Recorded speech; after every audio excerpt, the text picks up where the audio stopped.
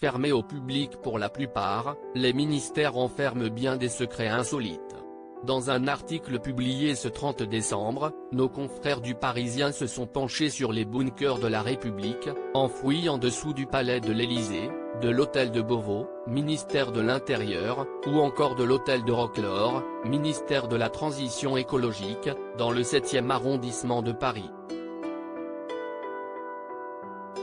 Lieu fascinant construit pour protéger les membres du gouvernement en cas d'attaque nucléaire ou au gaz, la plupart sont aujourd'hui hors service.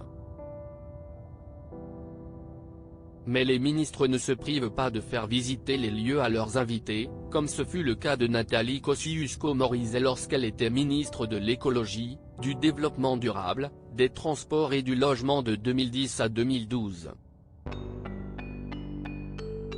Celle qui s'est aujourd'hui retirée de la politique et qui a rejoint le groupe Capgemini à New York en 2018, adorait emmener les personnalités politiques en visite dans son ministère voir le fameux bunker.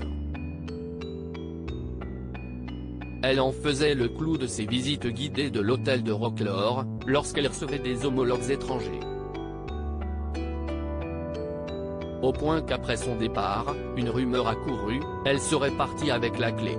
Ont relaté nos confrères. Et de préciser juste après, une légende urbaine, démentie depuis. Autre petite histoire concernant l'abri construit sous l'hôtel particulier datant du XVIIe siècle, il serait si vaste, qu'un ex-conseiller a un jour manqué de s'y perdre. Supérieur à remaniement d'Emmanuel Macron, découvrez les ministres du gouvernement borni quand Nicolas Sarkozy discréditait NKM ce bunker, Nathalie Kosciusko-Morizet aurait presque pu le revoir un jour. Si son nom a refait surface en mai dernier comme éventuel Premier ministre choisi par Emmanuel Macron, il s'avère que Nicolas Sarkozy avait fait son possible pour lui construire une mauvaise réputation. L'ex-président n'avait pas apprécié qu'elle se présente face à lui lors des primaires du parti Les Républicains en 2016. Dans leur livre Chérie j'ai rétréci la droite, sorti en novembre 2021, Nathalie Chouk et Olivier Beaumont ont indiqué que le mari de Carla Bruni avait essayé de dissuader Emmanuel Macron de la prendre comme ministre, elle n'est pas fiable.